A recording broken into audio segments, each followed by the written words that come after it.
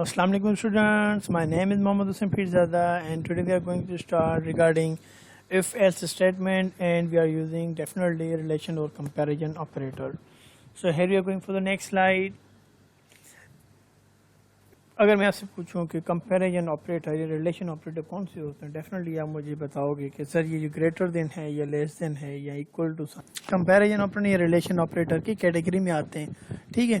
तो हम next slide में देखते हैं कि ये किस टाइप के ऑपरेटर होते हैं। इस तरीके से इसका नाम होता है लेस देन इक्वल टू, ठीक है ना, ग्रेटर देन।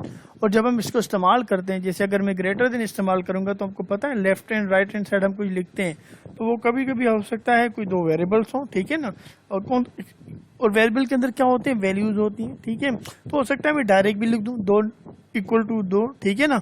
तो मैं डायरेक्ट भी कोई नंबर भी दे सकता हूँ या डायरेक्ट कोई वेरिएबल भी दे सकता हूँ, दोनों ही पॉसिबल हैं। इस वेरिएबल में अंदर क्या होती है, वैल्यूज होती हैं। और हम ये भी आपको पता होनी चाहिए कि दोनों जो हैं वो बराबर, दोनों जो हैं वो अपने पास नंबर ही रखती हैं। मतलब अगर एक्स है तो वो भी क्या होगा, नंबर रखेगा, वाई होगा तभी वो नंबर ही रखेगा, तभी कंपेयर करोगे ना।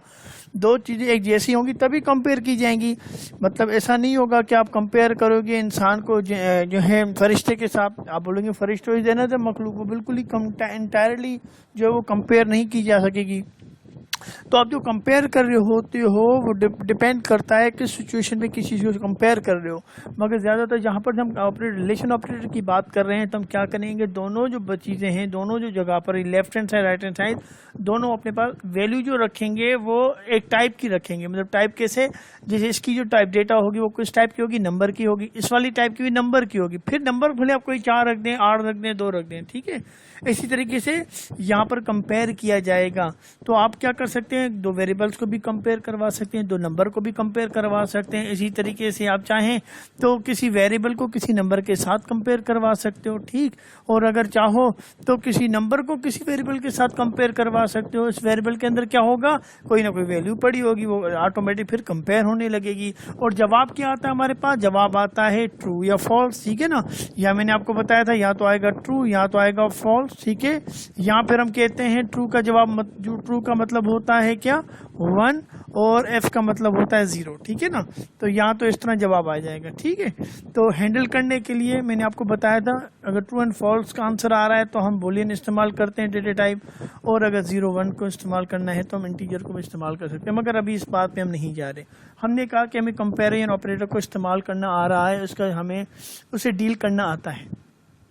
तो हमारे पास किस टाइप की डेटा होती है, हमारे पास इंटीजर भी होता है, ठीक है ना। ये हमारे पास एक किस टाइप की है, ये लेट्स सपोज हम बोले इंटीजर है तो ये फ्लोट भी हो सकता है क्योंकि उन्हें बहुत सारी टाइप पड़ी हुई है ना।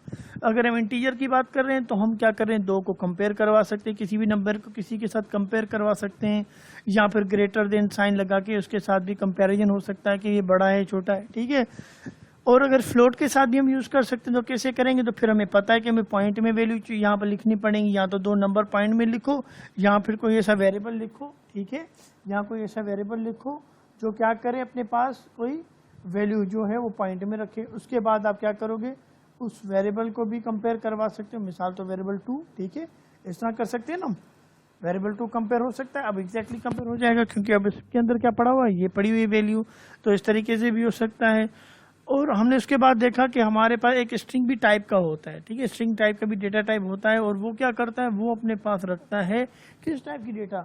मैं आपसे पूछूं स्ट्रिंग जो है किस टाइप की डेटा रखता है, आप बोलेंगे स्ट्रिंग जो है हमारे पास लेट्स सपोज वेरिएबल 1 है और उसका नाम ने वेरिएबल 1 दिया। वो जो डेटा रखता है वो कोटेशन के अंदर जो है कुछ भी वर्ड लिखते जाएं आप, ठीक है। उस टाइप की डेटा को हम स्ट्रिंग में स्टोर करवाते हैं, ठीक। तो हम इसको कैसे कंपेयर करेंगे, तो नंबर नहीं है तो हम करते हैं कंपेयर, उसको किस तरीके से उसको देखेंगे। अब तो हमने क्या कर दिया, कंपेयर कर दिया। उसका तरीका ये हो सकता है, कंपेयर ऑपरेटर में हम 2 कोटेशन साइन लगा दें, ठीक है। आप समझिएगा, यहाँ पर हम 2 कोटेशन साइन में इक्वल साइन लगा दिया हमने, और जो है इक्वल ऑपरेटर लगा दिया हमने, और हम इस तरीके से कुछ भी इसके अंदर लिखेंगे ABC और ABC, ठीक है। तो इसको कंपेयर कर सकते हैं। मतलब अगर 2 कोटेशन साइन दे दूं तब भी कंपेरिजन, तब भी हमारे पास आंसर आ सकता है कि ये ट्रू है या फॉल्स है, ठीक है।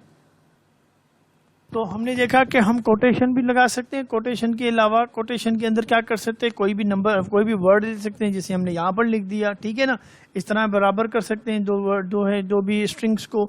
यहाँ पर मैं क्या करता हूँ, एक जो नाम मैंने रखा था यहाँ पर, जैसे यहाँ पर एक और वेरिएबल, ठीक है, तो यहाँ पर मैं एक और वेरिएबल लिखता हूँ जिसका नाम रखा हुआ है स्टेटस, ठीक है, उसका नाम भी दे दिया मैंने एबीसी, ठीक है। एक का नाम दिया वेरिएबल 1, दूसरे स्ट्रिंग का वेरिएबल बना के क्या नाम दे दिया है इसको, वैल्यू दे दी एबीसी, ठीक है। ये वेरिएबल 1 लिखा मैंने, उसके साथ इक्वल साइन लगा दी और कोटेशन के साथ यहाँ पर किसी चीज़ को भी कंपेयर करवा सकता हूँ, ठीक है। मैं यहाँ पर ABCD लिख सकता हूँ, कुछ भी लिख सकता हूँ, तो भी ये कंपेयर होगा, तब भी हमारा आंसर आ जाएगा, तभी ये स्टेटमेंट राइट हो जाएगी। या फिर मैं ऐसे भी कर सकता हूँ कि मैं जो है इसी के साथ कंपेयर करवा दूँ, बस कोटेशन साइन नहीं आएगी क्योंकि यहाँ पर जो है वैल्यू किस में पड़ी है, कोटेशन के अंदर पड़ी है, तो ऑटोमेटिक यहाँ पर क्या हो जाएगा, कोटेशन ही आ जाएगी। तो वेरिएबल 1 को हम कंपेयर करवा सकते हैं वेरिएबल के साथ। ये तरीका वही था जो हमने इंटीजर के साथ किया हुआ था, ठीक है। तो इस तरीके से ये कंपेयर भी हो सकेगी। या फिर मैं क्या करूँ, या फिर मैं ऐसे भी कर सकता हूँ, वेरिएबल 1, ठीक है, वेरिएबल 1 को कंपेयर करो किसके साथ, मैं स्टेटस वाले वेरिएबल के साथ भी कंपेयर कर सकता हूँ। अब बोले हाँ सर, जब दोनों एक जैसे वेरिएबल को कंपेयर कर सकते हैं तो डिफरेंट दूसरे से भी कर सकते हैं, कोई मुमानियत नहीं है इस चीज़ के अंदर, ठीक है बेटा। तो यहाँ फिर मैं क्या करूँ, इस कोटेशन के साथ भी कुछ वर्ड लिख सकता हूँ, ठीक है, एक्टिव लिख सकता हूँ। अब वेरिएबल 1 में जो वैल्यू पड़ी होगी क्या होगी, इसके साथ कंपेयर होगी। तो वेरिएबल 1 में क्या पड़ा है, एबीसी पड़ा हुआ है, तो यहाँ पर क्या कोटेशन में लिखा है, एक्टिव लिखा पड़ा है, तो आंसर क्या आएगा, फॉल्स आएगा। आंसर आएगा कि फॉल्स, ठीक है, या हम कहेंगे आंसर आएगा 0, ठीक है ना।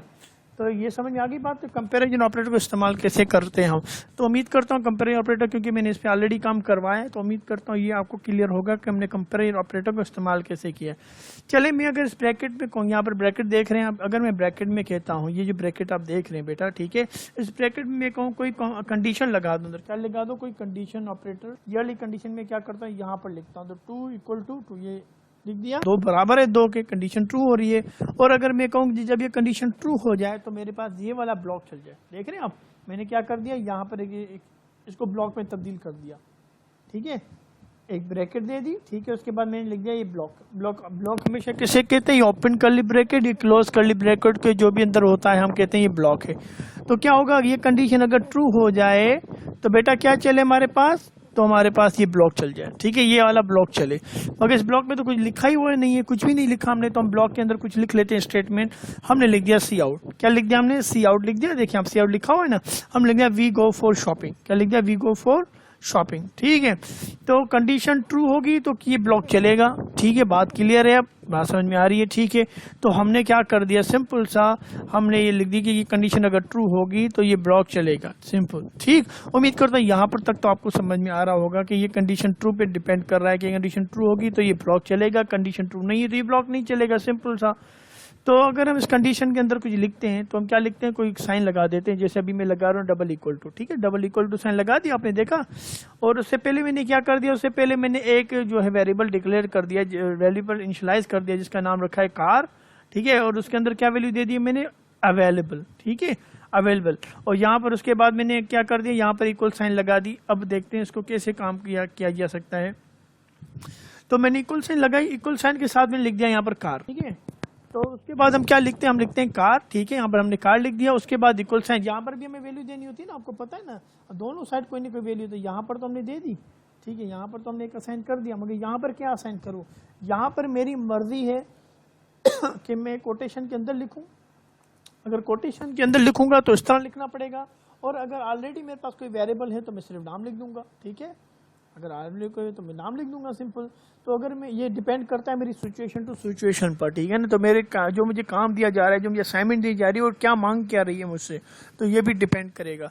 तो अभी हम समझते हैं इसके अंदर कोटेशन के अंदर लिखते हैं, कोटेशन के अंदर लिख देते हैं कि भाई अवेलेबल, ठीक है। तो ये क्या होगा, कार किसी के साथ कंपेयर होगा, मैं जो भी वर्ड लिखूंगा उसके साथ क्या होगा, ये कंपेयर होगा। तो मैं कुछ ऐसा वर्ड लिखता हूँ, यहाँ पर भी मैं क्या लिखता हूँ, अवेलेबल लिख लेता हूँ, ठीक है।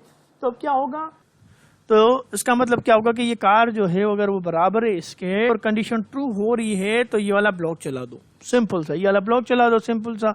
तो यहाँ तक तो समझ में आ रहा है, ठीक है। तो इसके साथ एक और वर्ड अटैच कर देते हैं, ठीक है। तो यहाँ तक आपको समझ में आ रहा है, सिर्फ एक वर्ड अटैच कर देते हैं, वो है इफ, बस इफ यहाँ पर लगा दो, यहाँ सिंपल सा इफ लगाया हमने, देखा अभी इफ वर्ड लिखा, ठीक है, यहाँ पर हमने ब्रैकेट में कोई कंडीशन दे देते हैं, सिंपल सी, ठीक है, कंडीशन दे देते हैं। और कंडीशन अगर ट्रू होती है तो हमने कोई ओपन कर्ली ब्रैकेट और क्लोज कर्ली ब्रैकेट दे दी, अंदर जो भी लिखा है ब्लॉक के अंदर वो रन होगा तब एक सिचुएशन में जब ये ट्रू होगा, सिंपल सा। इफ का ब्लॉक के बारे में इफ कितना देखो कितना सिंपल है इफ है यहाँ पर, ठीक बेटा, कि इफ को चलाना कितना आसान हो गया। तो यहाँ पर इफ इस तरीके से चलेगा। तो और आगे चलते हैं, ठीक है। तो मैं आपसे पूछूं बेटा कि अब जवाब क्या आएगा, आंसर क्या आएगा। मैं अब आपसे पूछूं जो इसको रन करो तो जवाब क्या आएगा। बोलेंगे सर कंपाइलर चलेगा, इसको रन करेगा, भाई जो है कार को वैल्यू दे देगी अवेलेबल, यहाँ पर आएगा तो देखेगा इस ब्लॉक के अंदर लिखा हुआ है, कंडीशन लिखी हुई है, कंडीशन को चेक करेगा कि क्या कार बराबर है जो उस कोटेशन के अंदर लिखा हुआ है। तो हाँ भाई कार के अंदर भी अवेलेबल पड़ा है और यहाँ पर भी अवेलेबल पड़ा है, बोलेगा बराबर है। अगर बराबर है तो हमें आउटपुट स्क्रीन में क्या आ जाएगा, हमारे आउटपुट स्क्रीन पे लिखाएगा वी गो फॉर शॉपिंग। क्या लिखाएगा, वी गो फॉर शॉपिंग। ऐसा ही होगा बेटा, वी गो फॉर शॉपिंग लिखा, एग्जैक्टली वही होगा, ठीक है ना। इसको लिखना कितना आसान है, इसका सिंटैक्स समझ में आ गया, ठीक है। चले तो आगे चलते हैं, आगे देखते हैं कि इफ अगर मैंने एक और वेरिएबल लिख दिया तो एक और वेरिएबल हम लिखते हैं जिसका हमने टाइप स्ट्रिंग ही रखा हुआ है और उसका नाम क्या है, स्टेटस है। क्या नाम है, स्टेटस। कुछ भी लिख सकते हैं आप, ABCD कुछ भी नाम लिख सकते हैं, ठीक है, सिंपल, इसमें किसी को परेशानी नहीं होगी उम्मीद करता हूँ। तो उसके बाद में क्या करता हूँ, इस स्टेटस को मैं कहता हूँ कि भाई जो है सीन को यूज कर रहा हूँ। अब देखो सीन यूज भी करना आता है आपको, किसी को प्रॉब्लम है, सीन को यूज किया और मैंने लिखा स्टेटस, ठीक है, यहाँ कर दिया स्टेटस, ठीक है, ओके। और अब क्या होगा, अब हमारा जो कंपाइलर है यहाँ पर क्या आएगा, स्क्रीन पे क्या आएगा, उसको रन करेंगे तो क्या आएगा, स्क्रीन पर लिखा आएगा कि भाई आप कुछ टाइप करो, है ना। सीन का मतलब है ना कुछ टाइप करो।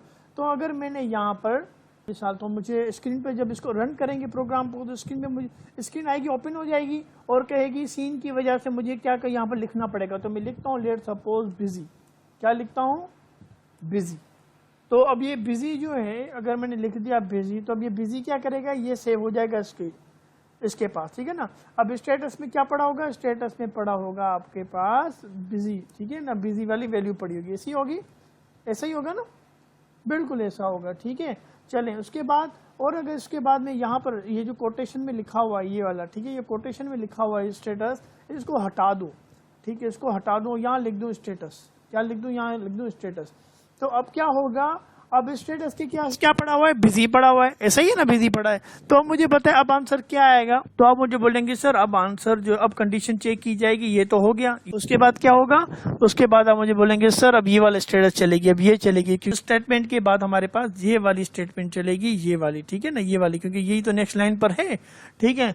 तो नेक्स्ट लाइन पे हमारा जो स्टेटस है वो हम चलाएंगे। इसमें तो बोला है कार क्या बराबर है स्टेटस के, और हम देखेंगे कार बराबर है क्या स्टेटस वाले वैल्यूज के। तो कार के पास तो पड़ा है अवेलेबल, स्टेटस के पड़ा हुआ है बिजी, ठीक है।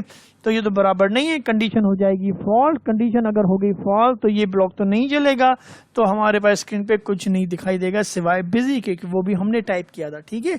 पास आ गई ये बात क्लियर है यहाँ तक कि हमने कैसे जो है ना सीन को भी इस्तेमाल किया और फिर जो है उस हिसाब से हमारी वैल्यू डायनेमिक हो गई, चेंज हो गई। हमने पहले फिक्स कर दिया था, अब हमने डायनेमिक हो गई, चेंज हो गई, हमारे मुताबिक होगा। हम बोलेंगे अवेलेबल तो कंडीशन ट्रू हो जाएगी। मगर अब मैं चाहता हूं कि ये जब फॉल्स हो जाए पता तो चले कि किस वजह से मुझे मना किया गया है, ये क्या चीज हो रही है। तो मैं एक और वर्ड लिख देता हूं, मिसाल तो एक और वर्ड लिख दूं एल्स। क्या लिख दूं यहाँ पर, एल्स वर्ड लिख दूं, ठीक है। यहाँ पर एल्स लिख दूं और उसको भी ओपन और कर्ली ब्रैकेट दे दूं और उसके अंदर भी एक मैसेज लिख दूं सॉरी, लिख दूं कार इज नॉट अवेलेबल, ठीक। तो फिर क्या आ जाए कि अगर ये कंडीशन ट्रू हो, अगर ये कंडीशन ट्रू हो जाए तो फिर ये वाला ब्लॉक चलेगा, और अगर कंडीशन फॉल्स हो जाए, ये कंडीशन मैच ना हो पाए तो कौन सा ब्लॉक चले, ये वाला ब्लॉक चले। Simple is that. चीज को अंडरस्टैंड कर गए होंगे कि इफ वाला ब्लॉक क्यों चलेगा, एल्स वाला ब्लॉक कब चलेगा। इफ के अंदर हम क्या रख सकते हैं, ठीक है, कंडीशनल ऑपरेटर रख सकते हैं। कंडीशनल ऑपरेटर कैसे रखा जाता है मैंने शुरू में बताया। बेटा अपने ख्याल रखिएगा, मैंने पूरी कोशिश की आपको ये लेक्चर समझ में आ जाए और इसकी प्रैक्टिस कीजिएगा, अपना ख्याल रखिएगा।